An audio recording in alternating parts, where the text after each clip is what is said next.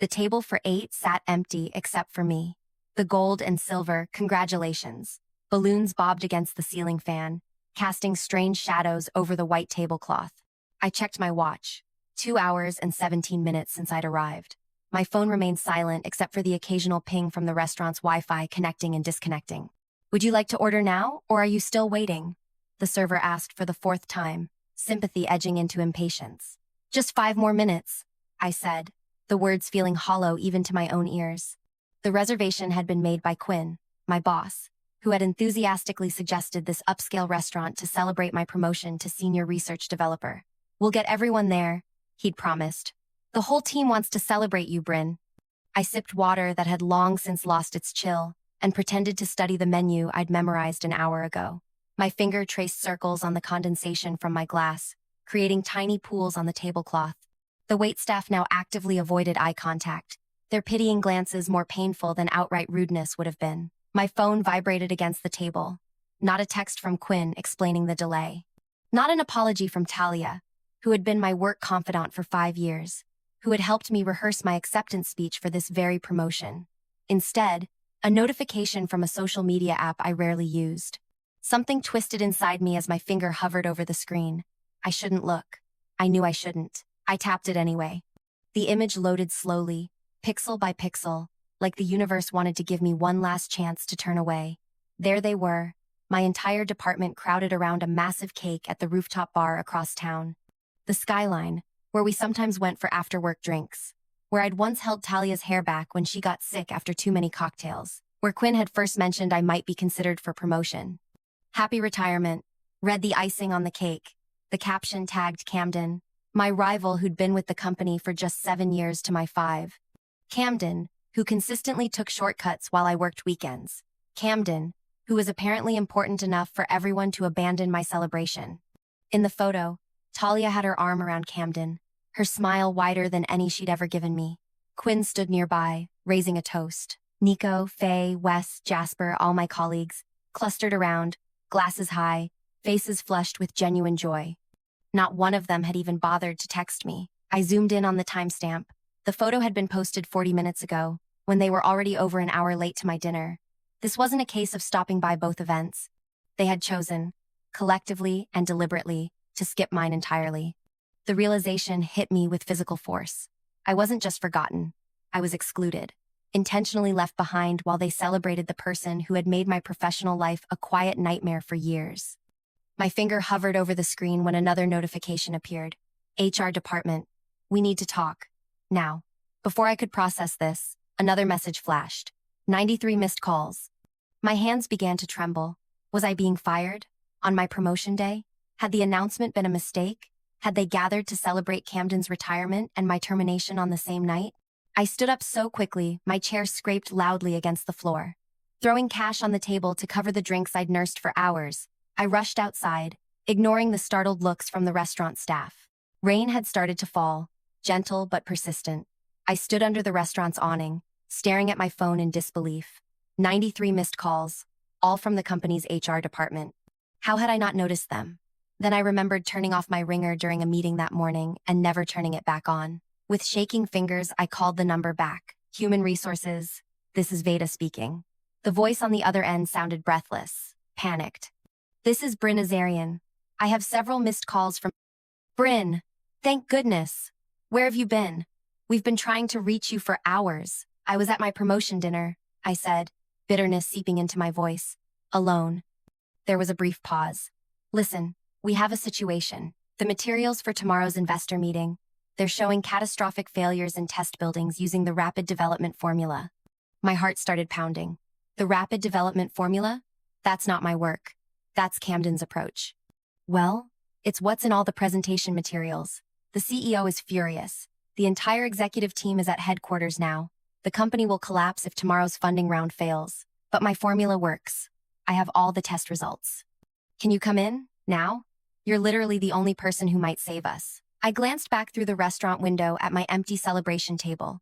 The balloons now drooping pathetically in the corner. I'll be there in 20 minutes. If you're shocked at how Bryn's colleagues treated her, make sure to like this video and subscribe to our channel for more gripping stories of betrayal and sweet revenge. Comment below what you think Bryn should do next. Now, let's continue with her story. My name is Bryn Azarian, and until that night, I believed that hard work and integrity would eventually be recognized. I was 32 years old, with a double doctorate in chemistry and materials science that I'd earned while working part-time to support myself after my parents died in a car accident when I was 19. I had no siblings, few close friends outside of work, and had poured everything into my career. 5 years earlier, I joined the research team developing a revolutionary waste-to-building materials process. The concept was brilliant: transform plastic waste into construction materials stronger and more durable than concrete, at a fraction of the environmental cost. If successful, it could revolutionize both waste management and construction industries worldwide. I was quiet but thorough, spending long hours in the lab testing various molecular combinations. My colleagues respected my work ethic, if not my reserved personality. I didn't join happy hours often, preferring to stay late analyzing results, but I wasn't completely antisocial. I formed a close friendship with Talia, who joined the team a month after me. She was everything I wasn't: outgoing, quick-witted, socially adept. But she appreciated my dedication and often helped translate my technical findings into presentations that management could understand. Then Camden arrived. From day one, Camden commanded attention. Tall, with an easy smile and charismatic presence, Camden had a way of making everyone feel special with just a few words.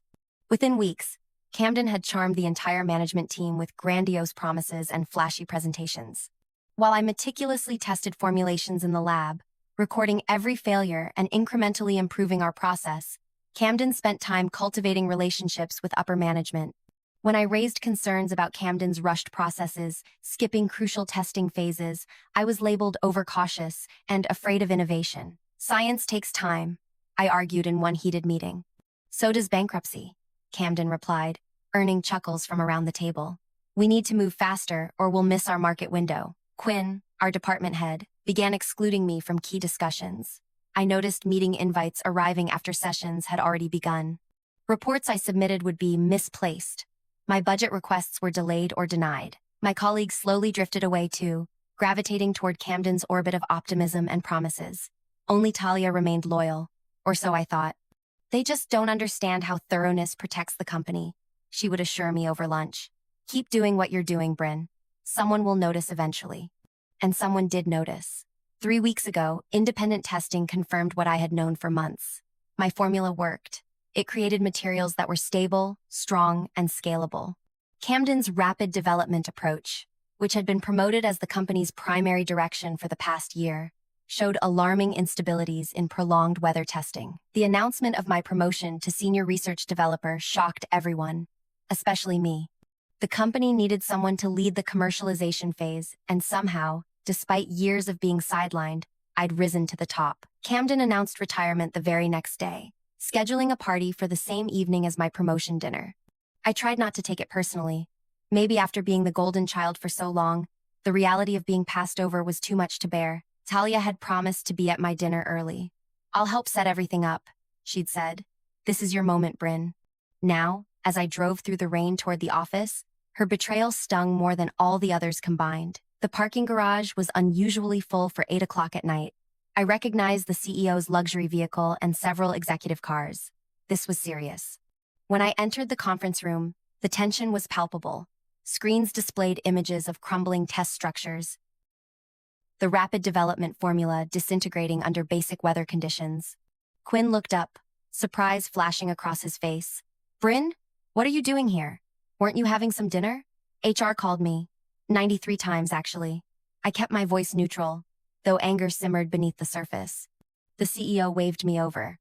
Bryn, thank goodness. We've got a disaster on our hands. These are going to investors tomorrow? I asked, gesturing toward the screens. The conference room door opened, and Camden walked in, followed by Talia and several others, all still wearing party clothes. The scent of alcohol hung around them.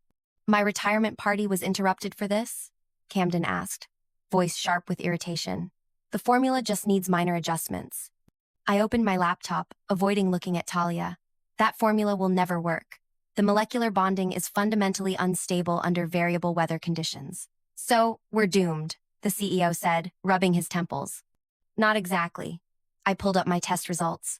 My formula works. Has worked for months. I've been trying to tell everyone. The room fell silent as I explained the technical details. I noticed Talia shift uncomfortably when I mentioned the testing I'd completed 3 months ago, testing she knew about but had apparently never mentioned to others. Where are these results in our presentation materials? The CEO demanded. Camden stepped forward. I've never seen these tests. She must have run them independently, outside protocol. That's not true, I said quietly. I submitted all findings through proper channels. Every test, every result. Quinn cleared his throat. I don't recall seeing these specific results. Something in his tone made me look at him more carefully. He wasn't meeting my eyes. Neither was Talia. Check the shared drive, I suggested.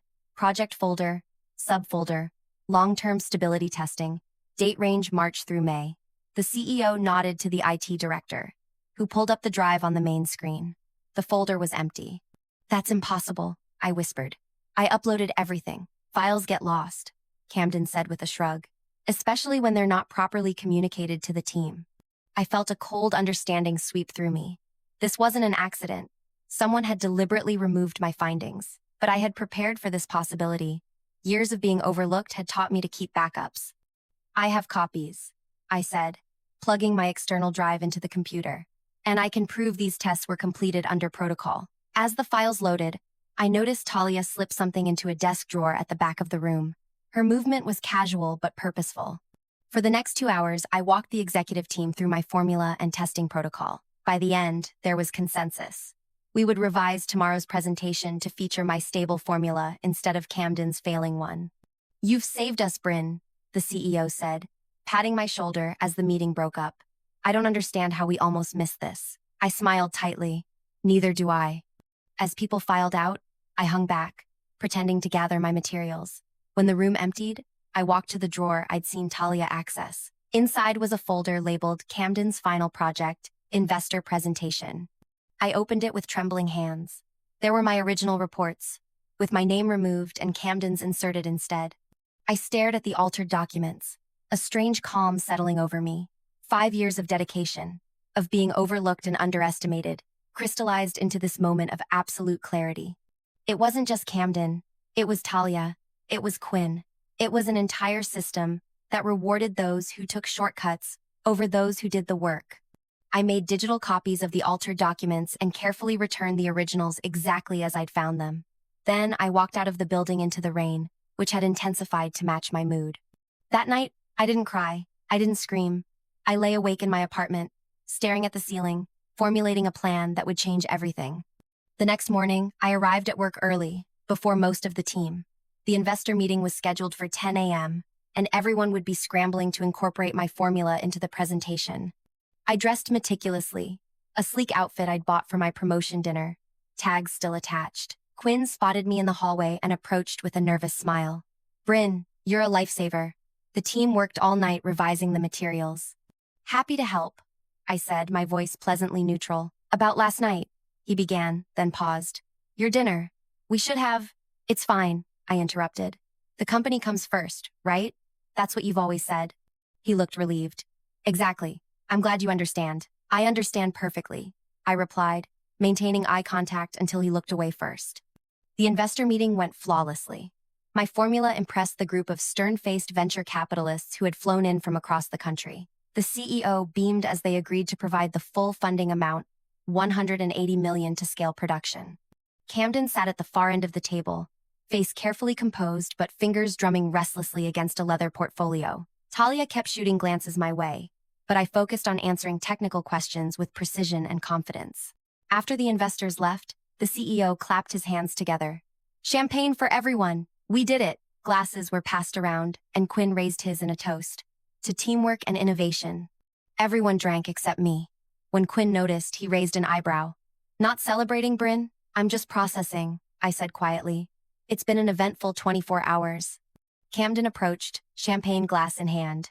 Nice save with the formula. We should talk about how to integrate some of my rapid development techniques into your approach. That would be difficult, I replied, considering your approach fundamentally undermines the molecular stability that makes my formula work. Camden's smile tightened. There's always room for collaboration. Is there? I asked. Like how you collaborated with my research by removing my name and adding yours? The color drained from Camden's face. Nearby, Talia suddenly became very interested in her champagne. I don't know what you're talking about, Camden said, voice low. I think you do. But we don't need to discuss it now. This is a celebration after all. I walked away, feeling Camden's eyes burning into my back. Over the next week, I appeared completely cooperative. I led technical briefings. I answered questions. I maintained a pleasant, professional demeanor that revealed nothing of my inner thoughts. Meanwhile, I was gathering information. Every email, every altered document, every meeting where decisions about my work had been made without me. The company atmosphere shifted subtly. My suddenly central role in the project created a power imbalance no one quite knew how to navigate. Camden postponed retirement, citing a desire to ensure smooth transition of knowledge. Quinn became overly solicitous, including me in every meeting, asking for my input on decisions that had nothing to do with my department. Talia tried repeatedly to speak with me privately. Bryn, we need to talk, she said, cornering me in the lab one afternoon. About what? I asked, focusing on my computer screen. About everything. The dinner, the documents. I want to explain. I finally looked at her. What's there to explain? You made your choices. It wasn't like that, she insisted. Things got complicated. Camden had Quinn convinced that your approach was too cautious, that we'd lose our funding window. I tried to advocate for you. But what? You decided stealing my work was easier than standing up for what's right? Her eyes filled with tears. I was scared. Quinn made it clear that anyone siding with you would be sidelined. I have my mother's medical bills, Bryn. I couldn't risk my job. And now? I asked. Now that it's clear my approach was right all along? What are you scared of now, Talia? She didn't answer. That's what I thought, I said, turning back to my computer. 3 weeks after the investor meeting, I requested a private session with the board of directors. Quinn tried to dissuade me. The board is very busy, he said. Anything you need to discuss can go through normal channels. Not this, I replied. This requires direct board attention. Is this about Camden? Because we can address any concerns internally. It's not just about Camden, I cut him off. It's about systematic issues that nearly cost this company everything. He fell silent, a flicker of fear crossing his face. The board meeting was scheduled for the following Monday. For the weekend preceding it, I didn't answer calls or texts from anyone at work. Instead, I hiked alone in the mountains, watching hawks circle overhead, feeling the sun on my face. For the first time in years, I felt completely clear about my path forward. Monday morning arrived with unexpected sunshine after a week of rain. I dressed carefully in understated professional attire and arrived early, setting up my presentation materials before the board members filed in. The CEO looked nervous. I had declined to share the specific nature of my presentation in advance. I hope this is important, Mrs. Arian, said the board chairwoman, an elegant woman in her 60s. We've adjusted several schedules to accommodate this request. I assure you it is, I replied, and I appreciate your time. As I began speaking, the room grew increasingly tense. I wasn't there to name names or assign blame, not yet. Instead, I methodically outlined how our company's culture had evolved to prioritize appearances over substance, charisma over competence, promises over results. 3 weeks ago, I said, this company nearly lost $180 million in funding because fundamental scientific processes were circumvented in favor of speed. This wasn't a one-time lapse in judgment. It was the inevitable outcome of a system that rewards the wrong things. I presented a reorganization plan that would transform how projects were evaluated, a system with built-in accountability, multiple levels of scientific review, and protection for those who raised concerns about cutting corners. I'm not here to complain about credit, I told them. I'm here because our current structure rewards politics over results, and that nearly cost us everything. If we don't change now, we'll face this exact scenario again, perhaps with more devastating consequences.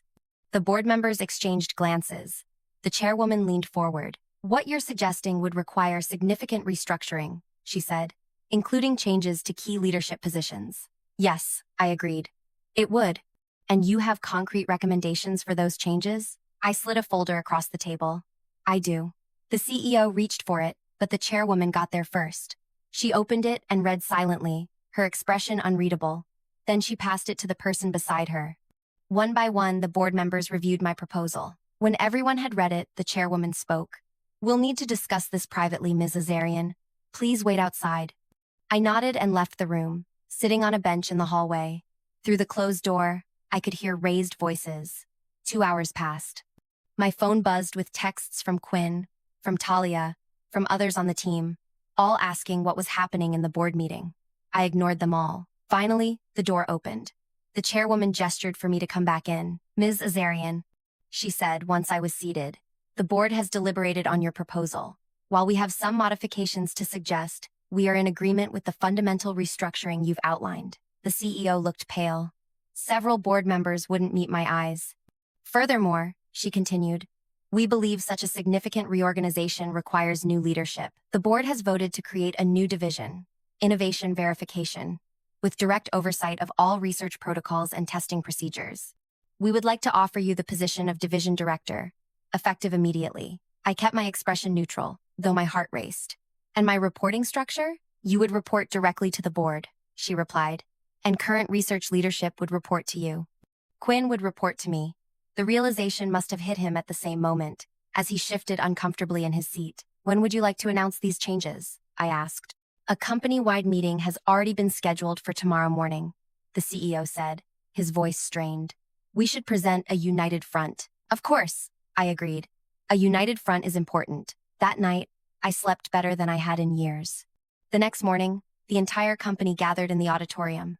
Rumors had been circulating since my closed-door board meeting, and the atmosphere hummed with tension. Quinn fidgeted nervously in the front row. Camden, retirement once again postponed, looked confidently relaxed, clearly assuming whatever changes were coming wouldn't affect someone so essential to the company. Talia sat alone, chewing her lip anxiously.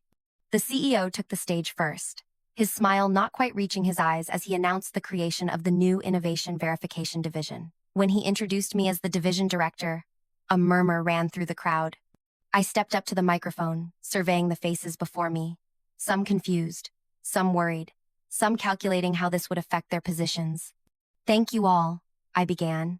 "The changes we're implementing today aren't just about organizational structure. They're about values, about what kind of company we want to be." I outlined the new accountability-centered approach, explaining how every project would require verification before proceeding, how research findings would be subject to multiple independent reviews, how concerns about procedures could be raised without fear of retaliation. "And one more thing," I added, noting how Camden's relaxed posture had gradually stiffened as I spoke. "Everyone, from leadership to junior researchers, will participate in monthly rotation through the testing labs. Everyone needs to understand our core work from the ground up." The faces of my colleagues, the ones who'd skipped my dinner for Camden's retirement party, fell as they realized what this meant. Their comfortable routines were over. Camden, who had never actually worked in a lab despite leading research initiatives, looked particularly pale. As the meeting concluded and people filed out, Quinn approached with a strained smile. "About missing your dinner," he began. I cut him off with a smile that contained not an ounce of warmth. "No need for explanations, Quinn. I've learned who values my work, and more importantly, who doesn't." He swallowed hard and walked away. Talia waited until almost everyone had left before approaching me. Her eyes were red-rimmed. "Bryn, we'll have a departmental meeting tomorrow at 9, I interrupted. "Please bring a complete accounting of all your current projects and research contributions." She stared at me. "Is that all you have to say to me?" I considered her for a long moment. "For now, yes. Tomorrow is a new day, Talia, with new rules." As I walked out of the auditorium, I felt dozens of eyes on me, some fearful, some resentful, some calculating how to adapt to this new reality. I didn't look back. The time for looking back was over. That evening, I finally returned to the restaurant where I'd sat alone weeks earlier. I requested the same table, ordered a glass of wine, and savored a meal in solitude, not out of loneliness this time, but out of choice. The same server recognized me. "Special occasion?" she asked as she brought my dessert. "Yes," I said, raising my glass in a toast to myself. "I'm celebrating a promotion." The first month as Innovation Verification Division Director passed in a blur of meetings, policy implementations, and restructuring. I maintained a professional demeanor that revealed nothing of my inner thoughts, treating everyone with the same cool efficiency, even those who had betrayed me. My new office, centrally located with glass walls overlooking the main research floor, allowed me to observe everyone while remaining visible myself, a constant reminder of the new order. Quinn struggled to adjust to reporting to me. In our weekly one-on-one meetings, he alternated between attempting to establish our old dynamic, where he guided and I followed, and overcompensating with excessive deference. "I've always valued your thoroughness, Bryn," he said during one such meeting. leaning forward earnestly. Even when it didn't seem like it, is that why my reports kept getting lost? I asked mildly, not looking up from my tablet where I reviewed his team's latest submissions. He cleared his throat. That was unfortunate. Communication breakdowns happen in any organization. They certainly do, I agreed. Which is why our new verification protocols require triple confirmation of receipt and review. No more breakdowns. No. The lab rotation program proved particularly illuminating. Senior managers who hadn't set foot in a testing facility in years found themselves running basic experiments alongside junior researchers. Camden, especially, struggled with the hands-on work, repeatedly making elementary mistakes that even first-year students would avoid. This is busy work, Camden complained during the second week of rotation. My skills are better utilized in strategic planning. Your strategic planning is precisely why we needed this program, I replied. Everyone needs to understand the science they're rushing to market. Talia adapted better than most, though the shadow of her betrayal hung between us. She threw herself into the lab work, staying late and volunteering for additional testing responsibilities. During group discussions, she would glance my way after making a point. Seeking approval, I deliberately withheld. One evening, she cornered me as I was leaving. I know you haven't forgiven me, she said, her voice low, but I'm trying to make it right. By doing your job? That's the minimum expectation, Talia. She flinched. What do you want from me, Bryn? I've apologized. I'm working harder than anyone. What else can I do? I studied her for a moment. Why did you do it? Really? And don't talk to me about your mother's medical bills again. You could have kept your job without actively helping to steal my work. She looked away. Camden convinced me you would hold the company back, that your cautious approach would mean we'd all lose our jobs when funding dried up. She swallowed hard. And I wanted to be on the winning side. Just once. And now? Now I know I chose wrong, she whispered. In every possible way. I nodded and walked away, leaving her standing alone in the corridor. As the second month began, resistance to my changes grew more organized. Quinn, Camden, and several senior managers began meeting after hours. Though they tried to be discreet, in a company full of scientists, very little remains truly hidden. Nico, a junior researcher who had been at Camden's retirement party, approached me hesitantly one morning. Director Azarian, can I speak with you privately? In my office, he nervously explained that he'd been invited to join what Quinn was calling a strategic alignment group, essentially, a coalition to limit my influence and eventually push me out. They're saying your changes are too disruptive, Nico said, that the company will lose its competitive edge if every innovation has to pass through such rigorous verification. And what do you think, Nico? He looked surprised at the question. I think they're wrong. The lab rotations have already caught 3 major issues that would have caused problems down the line, and the open verification system means my concerns actually get heard now. I smiled. Thank you for telling me. What will you do? He asked. Address it directly, I replied. Sunlight is the best disinfectant. The next day, I called an all-hands meeting. Without naming names, I addressed the concerns about the verification process, slowing innovation. Speed without accuracy isn't innovation, it's gambling, I told the assembled staff.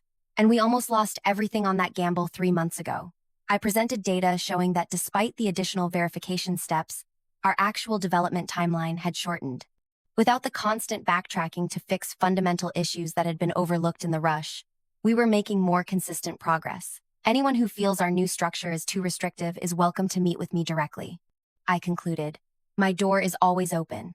What I will not tolerate is underground resistance that undermines our collective work. I looked directly at Quinn as I said this. His face flushed red. That afternoon, he came to my office, closing the door behind him. That was quite a performance, he said, his voice tight with anger. Publicly threatening people who disagree with you. Is that what you heard? Interesting. I gestured for him to sit. I heard an invitation for open dialogue about concerns. You've changed, Bryn. The person I hired 5 years ago would never have played politics like this. The person you hired 5 years ago trusted that hard work and honesty would be recognized on their merits. I leaned forward. She was wrong. Look, Quinn said, changing tactics, his voice softening. I know things got messy with the promotion dinner and Camden's retirement coinciding. We should have handled it better. But this reorganization has gone too far. You're alienating our best people. Am I? Or am I exposing who those best people actually are? He stared at me, then stood abruptly. The board won't support these changes forever. Once the initial scare wears off, They'll start asking questions about our innovation pipeline. They're welcome to, I replied. The numbers speak for themselves. As he reached the door, I added, by the way, Quinn, I'll need your team's verification documentation for the modified polymer project by tomorrow. It seems to be missing several required sign-offs. His shoulders tensed, but he left without another word. That night, I received an unexpected call from the board chairwoman, Elaine. Bryn, are you aware of the resistance you're facing from some of the senior team? She asked without preamble. Yes, I replied. It's to be expected with any significant change. Quinn has approached several board members individually, expressing concerns about innovation slowdown. My heart beat faster, but I kept my voice steady. Has he provided data to support these concerns? No, she said. Just anecdotal observations. I see. I've compiled extensive metrics on our development timeline since implementing the new protocols. I'd be happy to present them at the next board meeting. That would be helpful, she said. Bryn, there's something else. Camden is claiming that the original formula, your formula, is showing stability issues in recent testing. My blood ran cold. This was a direct attack on my credibility.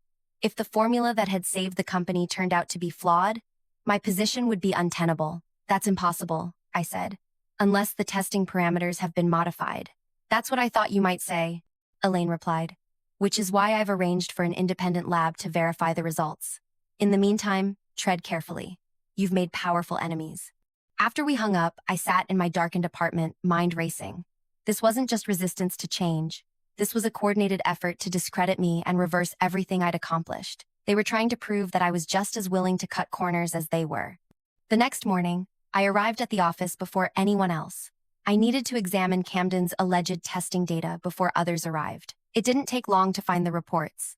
They were prominently displayed on the shared drive, accessible to the entire research team. As I suspected, the testing parameters had been altered. The temperature range was extended far beyond standard conditions, and the humidity cycling was accelerated to an unrealistic degree. Under these extreme conditions, even the most stable materials would show signs of degradation. I was downloading the data when I heard a sound behind me. Turning, I found Talia standing in the doorway. I knew you'd find it, she said quietly. Did you know about this? I asked, gesturing to the screen. She nodded. Camden asked me to help design the modified testing parameters last week. I refused, but you didn't warn me. I wanted to, she said, stepping into the room, but I needed proof first. She held out a flash drive. This contains the original testing instructions Camden gave to the lab technicians, along with recordings of conversations where he specifically directed them to push the materials to failure. I stared at her. Why are you giving me this? Because what they're doing is wrong, she said simply, and because I want to finally be on the right side. I took the flash drive. This doesn't make us friends again, Talia. I know. A sad smile flickered across her face, but maybe it makes us not enemies. With Talia's evidence and my own analysis, I prepared a comprehensive report for Elaine and the independent testing lab. The attempt to sabotage my formula had been clumsy, motivated by desperation rather than careful planning. The next 2 weeks were tense. Camden, Quinn, and their allies moved through the office with confident smiles, clearly believing their plan was working. I maintained my usual calm demeanor, continuing to implement verification protocols and run the lab rotations as if nothing was wrong. Then came the day of reckoning. Elaine called an emergency board meeting. All senior staff were required to attend, including Quinn and Camden. The independent lab's representative, a stern woman named Dr. Ashby, presented her findings first. The formula developed by Director Azarian shows no stability issues whatsoever under standard testing conditions, she stated flatly. The reported degradation only occurs under extreme parameters that no building material would reasonably encounter unless situated directly on a volcano during an eruption. Quinn shifted uncomfortably. Camden stared stonily ahead. Furthermore, Dr. Ashby continued, our investigation revealed that these extreme testing parameters were deliberately designed to induce failure, with specific instructions to lab technicians to report any degradation, no matter how minor, as systematic formula instability. Elaine thanked Dr. Ashby, then turned to me. Director Azarian, do you have anything to add? Just this, I said, distributing copies of a document to each board member. This is my proposal for the final phase of our restructuring. Given the deliberate attempt to sabotage not just my position but the company's flagship product, I believe more comprehensive changes are needed. The board members read silently. Quinn tried to peek at the document in front of his neighbor, who angled it away from him. "These are serious recommendations," Elaine said finally. "Termination of several senior staff, a complete overhaul of the leadership team, and a new ethics committee with direct reporting to the board." "Yes," I agreed. "The events of the past 3 months have demonstrated that our problems run deeper than I initially believed." Quinn stood up, face flushed. "This is outrageous. You can't fire people for challenging your methods." "Sit down, Quinn," Elaine said sharply. "No one is being fired for challenging methods, but deliberately falsifying test results to undermine a colleague and potentially damage the company's reputation with investors? That's another matter entirely." Camden remained silent, eyes fixed on the table. The board voted unanimously to accept my recommendations. By the end of the day, Quinn, Camden, and 3 other senior managers had been escorted from the building by security, their access badges deactivated. As I watched them leave from my office window, I felt no triumph, no vindication, only a quiet certainty that justice had finally been served. The following week, I called Talia into my office. She entered cautiously, clearly unsure of her standing after the purge. "I have a question for you," I said, gesturing for her to sit. "Why did you help them steal my work in the first place, but then help me expose their sabotage attempt?" She looked down at her hands. "The first time, I convinced myself it was for the greater good, that Camden's approach might actually be faster, better for everyone." She met my eyes. "The second time, there was no greater good to hide behind, just people trying to protect their power by hurting someone else." I considered her words. "There's an opening for assistant director of verification. Someone who understands both the science and how easily it can be manipulated for personal gain would be valuable in that role." Hope flickered across her face. "Are you offering me the position?" "I'm offering you a chance to earn it," I replied.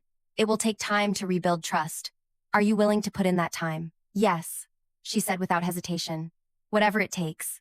6 months later, I stood at the podium at our first commercial production facility ribbon-cutting ceremony. Behind me, rows of machinery hummed, transforming waste plastic into building materials that would revolutionize construction worldwide. Reporters snapped photos as I explained how our verification-centered approach had actually accelerated development by eliminating costly mistakes and backtracking. Our stock had doubled since the restructuring. The board had approved an expanded research budget and employee profit-sharing program. The company culture had transformed from one of shortcuts and politics to one of thoroughness and collaboration. As I fielded questions from journalists, I spotted Nico guiding a group of new hires through the facility. Talia stood with the executive team, her assistant director badge gleaming under the lights. She caught my eye and gave a small nod of acknowledgement. That evening, I returned to the restaurant where I'd sat alone on what should have been my celebration night. This time, I'd reserved a table for one by choice. The same server recognized me and smiled. "Another special occasion?" she asked as she brought my wine. "Yes," I replied, raising my glass in a solitary toast, to patience and consequences. My phone buzzed with a news alert. I checked it and smiled.